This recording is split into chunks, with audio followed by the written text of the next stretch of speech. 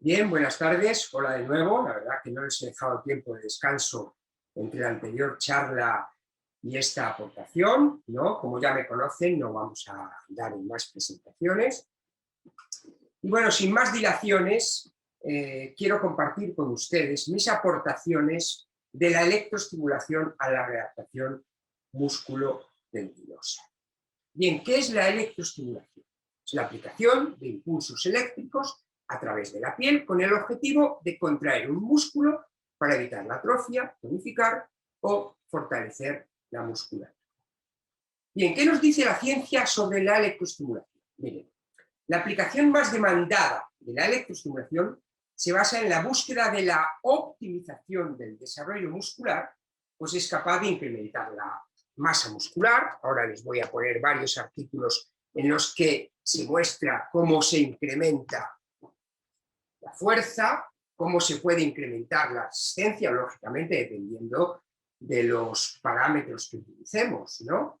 Vamos a prevenir la atrofia, vamos a prevenir la pérdida de fuerza, no es lo mismo, y vamos a prevenir lo que me parece muy importante, es la alteración de la actividad electromiográfica, por ejemplo, después de una postcirugía, ¿no? Esa inhibición artrogénica que se provoca porque no podemos contraer por la agresión quirúrgica, hace que la alteración de la actividad electromiográfica se me venga a cero, y eso contribuye de una manera exponencial a la atrofia muscular rápida, ¿no? Entonces, con la electroestimulación podemos alterar un poquito ese proceso y evitar que tengamos una actividad electromiográfica muy baja, para que mantengamos un tono muscular, ¿de acuerdo? ¿Qué nos dice la ciencia entre la comparativa de la electroestimulación y la contracción voluntaria? Miren, ya hace muchos años, en el año 2001, nos decía que hay una menor adaptación muscular en sujetos sanos. Y le doy toda la razón, es totalmente lógico, ¿no? Tengo sujetos sanos que prefiero hacer, contracción voluntaria o eléctrica. No tengo ninguna duda. Yo no vengo a venderles aquí la electroestimulación, vengo a venderles cómo optimizar el trabajo, ¿no? Años más tarde, en el milenio anterior, en el siglo anterior, fíjense, en el año 98, había artículos que nos decían que la adaptación podía ser similar. Y años más atrás, cuando yo estaba estudiando en mi querida Salamanca, nos decían que podría ser incluso más efectiva la electroestimulación. Y esto es lógico, dependiendo del método que utilicemos con la electroestimulación y del método que utilicemos en la contracción voluntaria. La metodología es lo más importante, ¿no? Pero sobre todo, ya nos lo dijeron los escandinavos años todavía más atrás, y es que la electroestimulación es más efectiva cuando no es posible mantener una contracción voluntaria efectiva. ¿De acuerdo? Entonces esto es de perogrullo, es lógico, no hace falta un artículo para esto, pero bueno, se lo muestro aquí. Lo importante es saber cómo combinar esto. ¿Qué nos dice la ciencia sobre ello, ¿no? Y la ciencia nos dice en este interesante artículo que la adaptación muscular como optimización del desarrollo motor y rehabilitación se verá mejorada con la combinación de las dos técnicas. Y pongo en amarillo para resaltar la palabra optimización, porque estamos aquí para optimizar, ¿no? Tenemos la opción de utilizarla o no utilizarla. Está claro que si la sabemos utilizar y la utilizamos bien, optimizaremos el desarrollo motor, tendinoso, etcétera, ¿no? Pero por favor, no consideremos la electroestimulación como un entrenamiento sustituto de nada.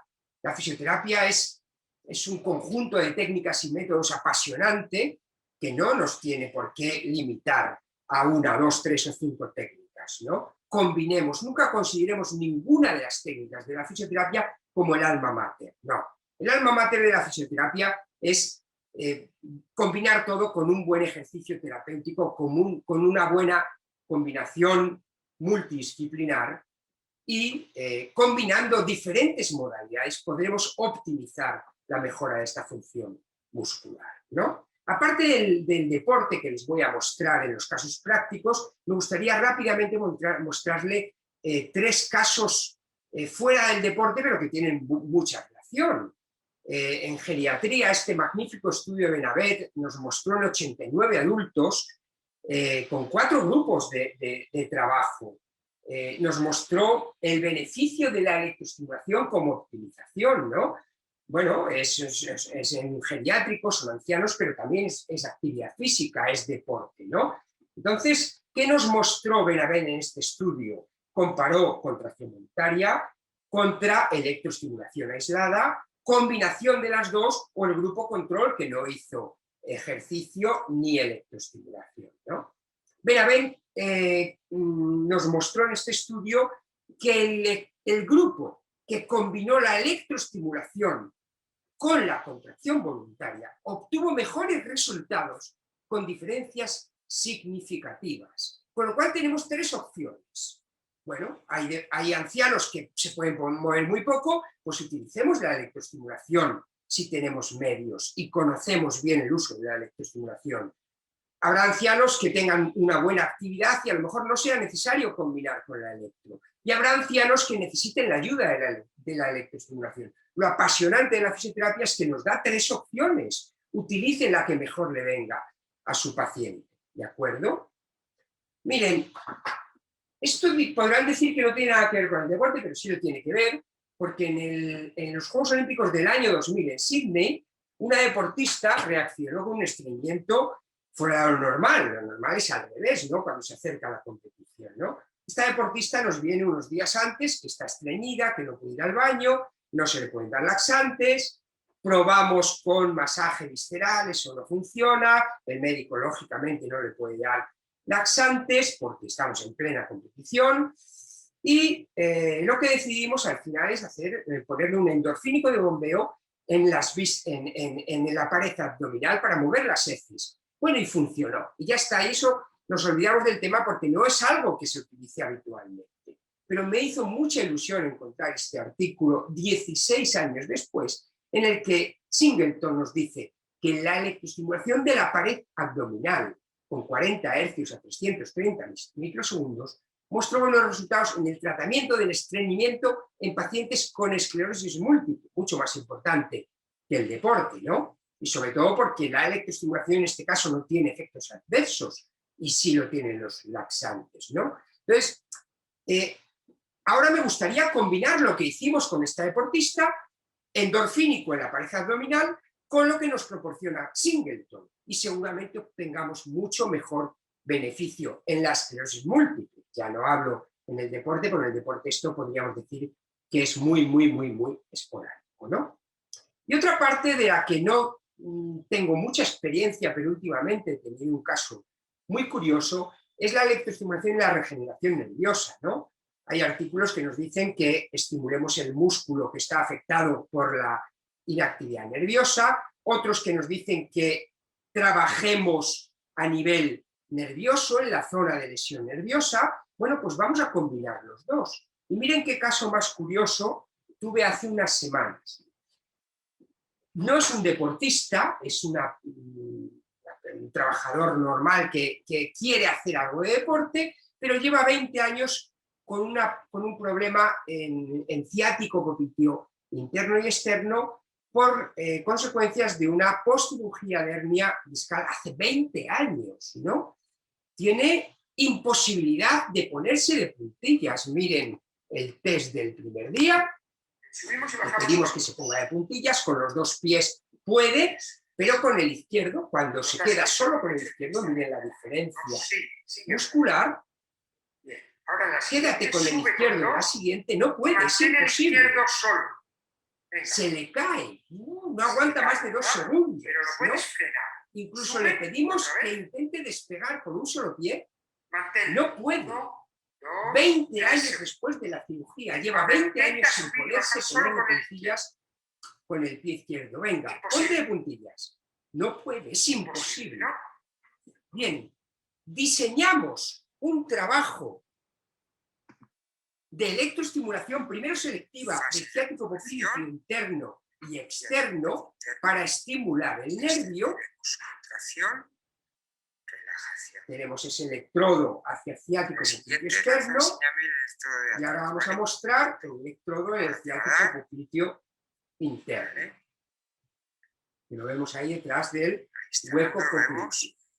Lo tenemos, bien, pues calentamos con esta estimulación selectiva nerviosa y le ponemos en bipedestación. Es el primer día que veo a este paciente. Primer día. Miren, subimos, aquí ven, si ven mi cursor, este es el tiempo on y el tiempo off. Mientras estamos en tiempo on, donde está mi cursor, mientras estamos en tiempo on, el gemelo le permite la flexión plantar y no se cae. No se cae hasta que cede. Mire cómo cede y se cae. Esto fue el primer día, señores. La verdad que fue sorprendente para mí, que llevo muchos años trabajando con la electroestimulación. Y miren 14 días después. Miren lo que ocurrió 14 2 días semanas después. del primer tratamiento. 3 sesiones de trabajo. Lunes, miércoles, viernes, durante 2 semanas. Todo lo que puedas. Miren. No aguantaba más de 3 segundos. 20 Solo aguantaba con la segundos electroestimulación. mantiene la presión plantar solo con 6 sesiones. Sigue. Bien, hemos tenido que interrumpir este tratamiento porque este paciente entró en el hospital por COVID grave. Ha salido ya de la gravedad y estamos empezando a trabajar de nuevo. Pero en solo 6 sesiones hemos conseguido que mantenga 20 segundos cuanto antes no llegaba ni a 2 segundos. También tenemos dentro del mundo del deporte la aplicación de la electroestimulación y entrenamiento con restricción sanguínea. Todos conocen los trabajos de Blood Flow Restrictor y, bueno, cómo se pueden combinar hoy en día con electroestimulación. Bien, son métodos que tenemos que trabajar con mucho conocimiento y dominando las dos técnicas, ¿de acuerdo? No nos metamos a trabajar a esto sin tener conocimiento de ambas técnicas. Pero ahora les voy a mostrar mi filosofía de cómo adaptarlo al deporte. ¿Cuál es la metodología? Miren, yo divido la electroestimulación en 2 métodos. Uno estático y otro dinámico. A su vez, subdivido el estático en 2. A la izquierda una fotografía estático en acortamiento, por ejemplo, para condropatías, y en la derecha para tendinopatías en estiramiento, porque el objetivo es generar mucha tensión en el caso de la tendinopatía. En el caso de la condropatía será mantener el tono sin roce de superficie articular.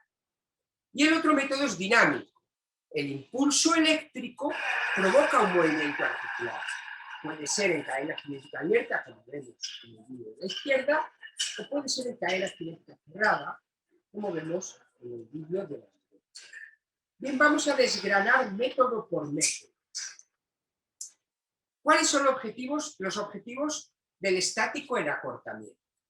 Prevenir la atrofia muscular por reposo deportivo, tonificar un músculo atrofiado y fortalecer sin roce de superficies articulares para que todas las estructuras periarticulares, en este caso postquirúrgicas, puedan deslizarse y no creen adherencias, ¿no?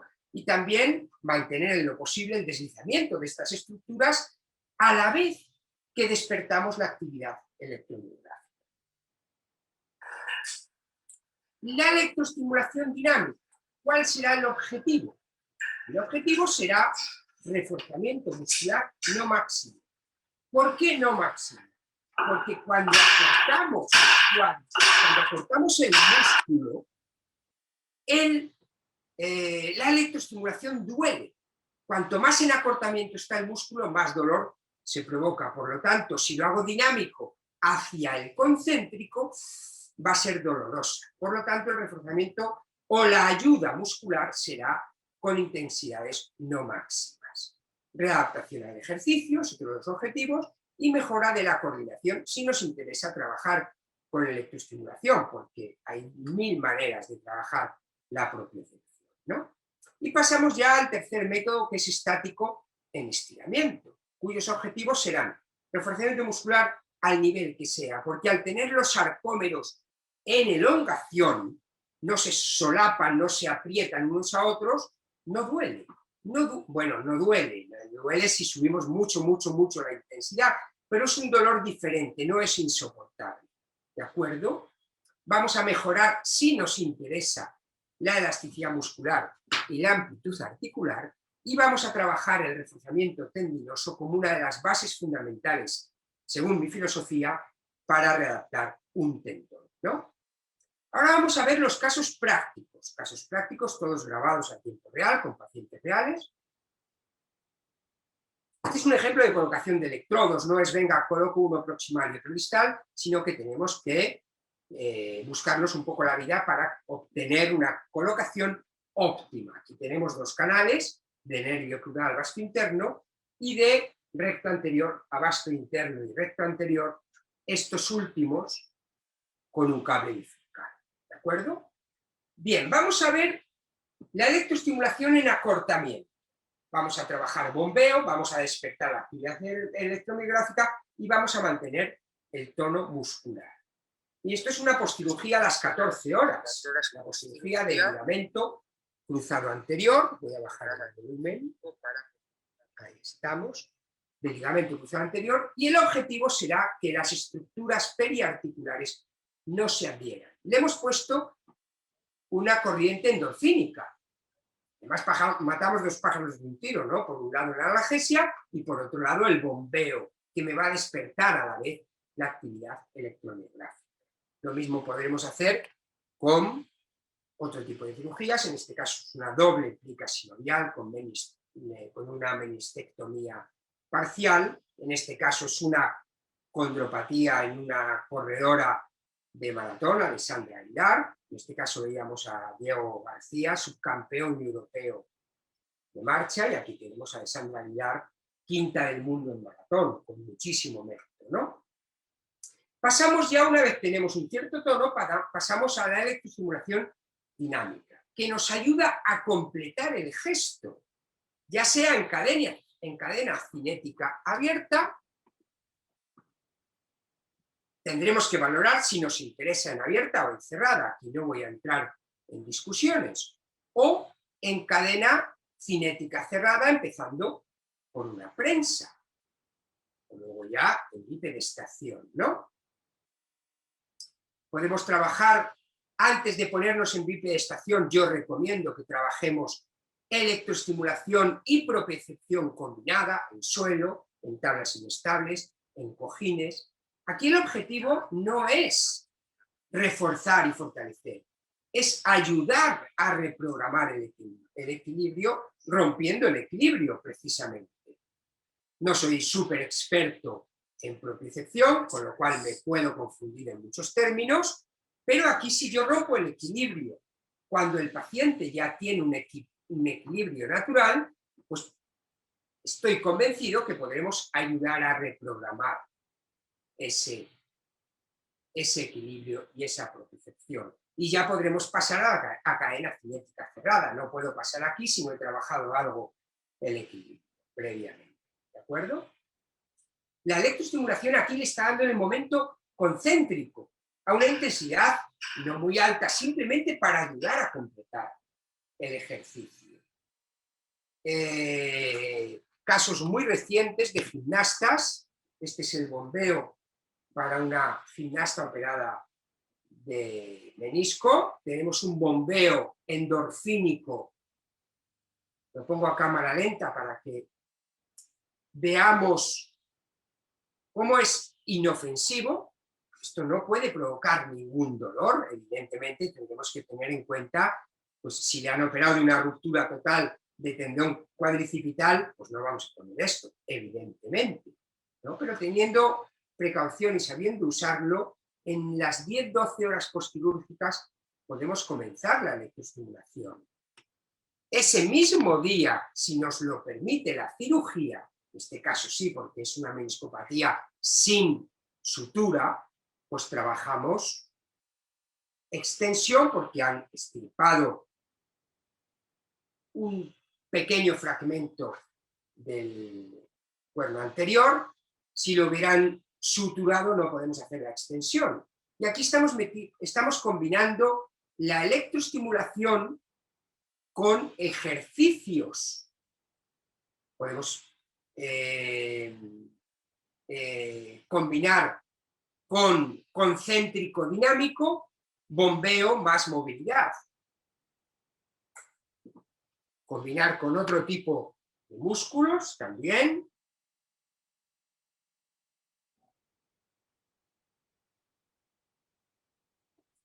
En el día 3 empezar ya a tonificar un poquito más. Claro, ahí los puristas me dirán, oye, pero por las cadenas axioperiféricas que nos enseñaron en mi época los franceses, deberíamos tener el pie en flexión dorsal, ¿no? Para mejorar ahora que se va a aplicar la electro, justo en este momento está la electroestimulación. Sí, lo correcto a nivel científico es que este pie estuviera en flexión dorsal. Pero miren, esta chica es una gimnasta y su cerebro ya no entiende cómo hacer una flexión dorsal porque todo lo hace en flexión plantar. Por lo tanto, lo mejor es no confundir a ese cerebro y seguir haciéndolo como lo hace ella de forma natural en las competiciones, ¿no? Y ahora pasamos ya, una vez tenemos un buen tono muscular, a la electroestimulación en estiramiento, con dos principios fundamentales: reforzamiento desde intensidad básica hasta la que queramos y aumento de la tensión intramuscular e intratendinosa. ¿Para qué la utilizamos? Pues ya en fases iniciales, en este caso fases iniciales de poscirugía para, en el caso de la gimnasta, de una menistectomía parcial, en el momento isométrico, la electroestimulación está dando ahí. Cede la electroestimulación y completamos el ejercicio sin electroestimulación. Aquí quitamos la electro y aquí añadimos la electroestimulación. Al tercer día post cirugía, ¿de acuerdo? Al 10º día metemos ya ejercicios un poquito más intensos. Miren, el cursor es tiempo de trabajo y tiempo de descanso. Ahí estamos trabajando y en el tiempo de descanso la deportista completa el ejercicio, ¿de acuerdo? Fíjense aquí en el cursor, si logro ponerlo, contracción, isométrico. Ella está manteniendo isométrico, cede la contracción y completamos con la contracción voluntaria, ¿de acuerdo? Lo mismo en prensa, hacemos el mismo trabajo en prensa, bajamos a 90 grados, isométrico a 90 grados y el resto del ejercicio sin electroestimulación, porque ella tiene fuerza suficiente para realizar el ejercicio. Y en el momento isométrico podemos meter mucha intensidad para generar más reclutamiento de fibras musculares, ¿de acuerdo? Dejamos ahora esta poscirugía de menisco y pasamos a la tendinopatía, ¿no? En este caso, tendinopatía rotuliana. El objetivo es aumentar la tensión del tendón rotuliano por dos contracciones combinadas. Contracción voluntaria más contracción eléctrica. Miren, ella contrae y contrae más fibras musculares y la electroestimulación. Con lo cual estamos sumando un reclutamiento. Lo mismo vamos a hacer en el tendón aquileo, ¿de acuerdo? Y el tendón aquileo tenemos que ponerlo en tensión de dos formas, no solo con extensión de rodilla. Flexión de rodilla y electroestimulación, que le da prioridad al sóleo y a la parte anterior del tendón, y ahora en extensión de rodilla, que le da prioridad a los gemelos y más a la parte posterior del tendón. Entonces, por eso combinamos las dos posiciones. La electroestimulación se aplica en el momento isométrico, cede, y en el resto del ejercicio lo hacemos de manera voluntaria, sin electroestimulación.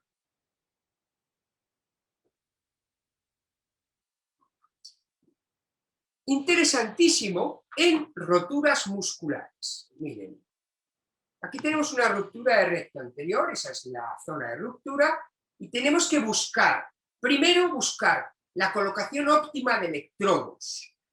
La colocación óptima es aquella que logra que el paciente note cómo la zona de cicatriz se está tensando. Y lo apasionante de la electroestimulación es que podemos dar especificidad solo a esa zona. Entonces, en este caso ya tenemos la colocación óptima, con el wireless, le colocamos en posición de elongación de la ruptura a partir del 14º día, nunca antes, 14º día de la ruptura, y cuando cede la electroestimulación, concéntrico y excéntrico, sin electroestimulación. La electroestimulación va a ser el momento de tensión para abrir los sarcómeros, para poner en tensión esa cicatriz y seguir regenerando una cicatrización mucho menos anárquica y más funcional. ¿De acuerdo? De este trabajo en camilla en el día 14º, pasaríamos el día 21º ya a combinación de electrofuncional. Este es un trabajo muy bonito en el que combinamos electro en la posición fundamental para readaptar esta lesión, que es el split, el light, con trabajos dinámicos durante el tiempo de reposo. Tiempo de contracción ponemos en tensión la cicatriz, tiempo de reposo realizamos diferentes trabajos. Esto ya es un poquito dependiendo de la función del deportista, de la función del músculo y lo que queramos readaptar. Combinemos trabajos funcionales de carrera con trabajos propioceptivos, con trabajos propioceptivos complejos, muy complejos, como este, que ponemos en situación de desequilibrio anterior y posterior, con un columpio y un bosu. Vuelta a la electroestimulación. Terminemos ya las fases añadiendo cargas. Este es Igor Bychkov, finalista olímpico en salto con pértiga. Trabajemos ya a niveles un poquito más fuertes en las últimas fases, en este caso de la tendinopatía rotuliana, ¿no? Miren cómo se instaura la electroestimulación justo en ese momento, concéntrico natural, excéntrico natural, más la electroestimulación, ¿de acuerdo? Adaptemos la electroestimulación a los ejercicios funcionales. En el caso de Eusebio Cáceres, uno de los mejores saltadores del mundo en salto de longitud, tenía roturas recidivantes en los isquiosurales y bueno, de esta forma logramos que completara la temporada ya hace años, combinando la electroestimulación en la zona de ruptura con el momento de batida, que es cuando se rompía. Bueno, evidentemente no en el momento de batida dinámico fuerte, porque eso no nos olvidemos, que no se nos vaya la cabeza, eso ya es muy complicado. No nos compliquemos la vida con la electroestimulación, coloquémosla en la posición estática en la que él está, da unos pasitos atrás, unos pasitos adelante, se coloca y ahí ponemos la electroestimulación. No crean que viene corriendo a 10 metros y le da la electro, no, porque lo más lógico es que hagamos daño, ¿no? Adaptémosla en la posición funcional y luego completemos el ejercicio. En el caso de las epitrocleitis de los lanzadores de martillo, exactamente igual. ¿Dónde le duele al lanzador? Justo antes de lanzar el martillo, cuando ya la bola, el martillo, tiene la máxima tensión en los epitrocleares. Pues por tanto, si queremos que esa epitrocleitis evolucione, ¿vale? Primero terapias inhibitorias y después terapias adaptativas. En este caso, para mí la electroestimulación es maravillosa porque veremos cómo genera mucha tensión en los epitrocleares, mucha tensión que deberá ser progresiva, lógicamente. Pero la estamos realizando justo en el momento en el que el martillo tiene máxima tensión. Ahí lo tenemos con un TRX y con la tracción del deportista, ¿no? Para las inestabilidades de hombro de los deportistas o para reforzar, en el caso de Néstor Abad, que irá a los Juegos Olímpicos, Néstor Abad, bueno, pues uno de los ejercicios que más le cuesta es el Cristo. Y estamos realizando un trabajo para reforzar la posición en el Cristo, miren, con lastre, él está lastrado, subimos, ponemos electroestimulación de muy corta, 1, 2, 3 segundos, punto. No podemos tenerle 10 segundos ahí. Estímulos muy cortos, muy intensos. Arriba, Néstor, arriba, arriba, arriba. 1, 2, 3, aguanta, aguanta, aguanta, aguanta. Esto es muy reciente, esto lo estamos haciendo estas semanas. Una inestabilidad de hombro. En las anillas le ponemos un endorfínico a la vez que mantenemos la posición en hombros. ¿De acuerdo? Está dando muy buenos resultados en los gimnastas la combinación de la electroestimulación con ejercicios funcionales. La inestabilidad con un programa endorfínico, miren, ponemos el programa y ahora el paciente tiene que combinar ese programa con un ejercicio de estabilidad escápulo-humeral.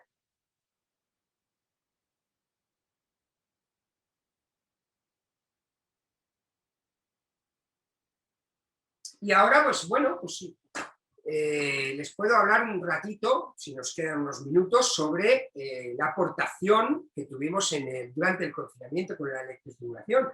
Casi todos nuestros deportistas se llevaron los equipos a casa, trabajamos las tendinopatías domiciliariamente, pero este caso fue muy especial porque fue un ligamento cruzado anterior operado 4 días antes del confinamiento. Miren, y estos son los programas que hicimos. Diseñamos este programa de 1 segundo de rampa de ascenso, 4 de mantenimiento, 1 de descenso y 20 de descanso en los que hacía movilidad activa funcional. Contraemos la musculatura el tercer día de la postcirugía, y el primer día empezamos a trabajar con endorfínicos, pero al tercer día ya empezamos a trabajar flexo, extensión.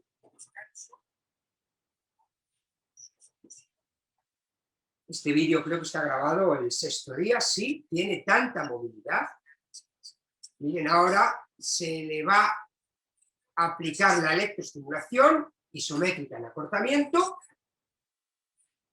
y desde el primer día trabajamos la movilidad. Se le preguntó al cirujano si nos impedía pasar de 90 grados en la primera semana y dijo que no tenía ningún inconveniente siempre que no se le forzara, siempre que estuviéramos avalados por el dolor y por la inflamación. No había ninguna de ambas, no teníamos ni dolor ni inflamación, un dolor 2/10 y no más, y podíamos trabajar la movilidad con el bombeo articular sin ningún problema. A partir del 6.º día empezamos ya a tonificar un poquito más fuerte, le pusimos contra la pared de su casa. Todo esto se realizaba, bueno, dio la casualidad que es mi vecina de puerta, es judoka, y yo pasaba un día a la semana, nada más, a variar los protocolos, a variar el programa, y en este caso hicimos como si fuera una prensa en la pared del pasillo, 1 segundo de contracción, 2 de mantenimiento, 1 de descanso, no, 1 de descenso y 8 de descanso. Y luego terminábamos la sesión con bombeo en toda la musculatura para limpiar, miren, el hematoma. Esto es al 6.º día. Bombeo endorfínico, en cuádriceps, en isquios, en gemelo. De tal forma que yo el primer día le diseñaba todo, que lo podría hacer por videoconferencia, pero era mi vecina y con máxima precaución, solo un día a la semana lo hacíamos y luego el resto de la semana lo hacía ella sola. El 14.º día comenzamos a realizar este programa de ejercicio en el que hacíamos 0,75 segundos de ascenso, 2,5 de mantenimiento, 0,75 de descenso y 8 segundos de descanso en los que hacía el concéntrico excéntrico, mírenlo. Isométrico en electroestimulación, agarrada a la pared, porque son 14 días postcirugía, tiene mucho miedo la paciente, ¿de acuerdo? Y una silla para que no tenga ningún peligro. Isométrico y electro. Cede la electroestimulación, subimos en concéntrico y bajamos en excéntrico natural. Sí, a la segunda semana postcirugía. Y a la tercera semana postcirugía, ya libre, cogió confianza, la deportista tomó confianza Y ya lo podía hacer perfectamente sin agarrarse a la pared. Para realizar todos estos trabajos me ayudó, por eso han visto ahí a Ángel Basas y Carlos Basas, que es alumno de esta universidad, de la Universidad Europea de Madrid, está en 5º curso. Y bueno, le dije, Carlos, pues nada, ya tienes un trabajo de fin de grado, pero parece ser que no le vale porque no hay que realizar el trabajo, sino solo diseñar. Pero bueno, ahí estuvimos durante el confinamiento con este trabajo. Este trabajo que ahora estamos realizando también. Bueno, como conclusión, las primeras 6 semanas de ese trabajo, miren qué curioso, que tuvimos la movilidad completa sin haberla forzado nada en 6 semanas. También hay que decir que esta chica es hiperlaxa, pero no forzamos, yo no trabajé la movilidad de la rodilla, bombeo articular y movilidad activa libre. Molestias solo las primeras 48 horas de cada semana por la adaptación a los nuevos ejercicios, tipo agujetas. Hemos evitado la atrofia en 6 semanas, se ha tonificado, reforzado y recuperado el equilibrio sin problemas en 6 semanas, y esta rodilla tratada domiciliariamente, cuya base principal ha sido la electroestimulación combinada con el ejercicio readaptativo, en 6 semanas está preparada para las actividades de la vida diaria, no para bajar escaleras, pero a la 8ª semana ya lo estaba, pero sí para hacer una vida diaria normal, subir escaleras, caminar, no para irse al campo a correr, evidentemente, ¿de acuerdo? Y hemos aplicado esta misma metodología, en este caso con un ligamento cruzado anterior que nos ha llegado al 5º mes, con bastantes carencias, sobre todo de fuerza, y cómo combinamos la electro en este momento, es como si imitáramos una prensa, y la electro le está dando solo en el momento isométrico, el resto lo realiza la paciente. Esta es una deportista de parkour, que lamentablemente se ha tenido que operar del ligamento cruzado anterior y no llega a los Juegos Olímpicos, pero tenía proyección olímpica, como con el programa diseñado de manera específica para ella podemos alternar electroestimulación en este momento en la pierna posterior y ahora en la pierna anterior. Todo esto lo diseñamos de manera individualizada, cronometramos el tiempo que tarda la deportista en realizar el ejercicio y así diseñamos el trabajo. Esto es de esta misma semana, la semana pasada, el viernes, realizamos este trabajo con esta deportista. Y luego ya fases finales del ligamento cruzado anterior, como es el caso de Néstor Abad, fases en las que debemos trabajar la propiocepción en fatiga, porque cuando él cae de las anillas, cae en fatiga, dibujamos un reloj en el suelo y la electroestimulación le va a dar en cada hora. Aquí no hay electro, y ahí se activa la electroestimulación. Se cede la electro, se vuelve a activar. Cede la electroestimulación, se vuelve a activar. ¿De acuerdo? También algún purista dirá que no debemos trabajar propiocepción y equilibrio en fatiga. Bueno, díselo a estos deportistas que tienen que hacer un solo apoyo en la fase final y es en fatiga máxima. ¿De acuerdo? Bien, conclusiones, señores. Conclusiones de este pequeño, he ido muy acelerado porque lógicamente el tiempo es muy limitado para este workshop, ¿no? Aunque sea online. Y ha sido una pequeña introducción, ¿no? ¿Qué hemos visto? Que la electroestimulación despierta la actividad electromiográfica, que nos ayuda en la contracción dinámica, pero nunca debemos forzar al máximo cuando realizamos en concéntrico con la electroestimulación porque es muy doloroso, ¿de acuerdo? Refuerzo al máximo cuando la contracción es isométrica y en estiramiento, podemos reforzar el nivel que queramos. Por lo tanto, señores, no se compliquen la vida. Elijan un ejercicio, cronometren para ver cuánto tiempo de contracción, cuánto de descanso, diseñen el programa y apliquen la electroestimulación. En mi opinión, en el momento isométrico, para fuerza máxima, y en el momento isotónico, como ayuda al ejercicio. Y luego ya cada uno que le dé su filosofía y pueda combinar cosas, ¿de acuerdo? De esta forma les garantizo que vamos a optimizar el desarrollo motor, muscular, para lesiones musculares, tendinosas y postirugías. Señores, ha sido un placer y ahora me conecto ya presencialmente para el turno de preguntas. Un saludo, nos vemos ahora mismo.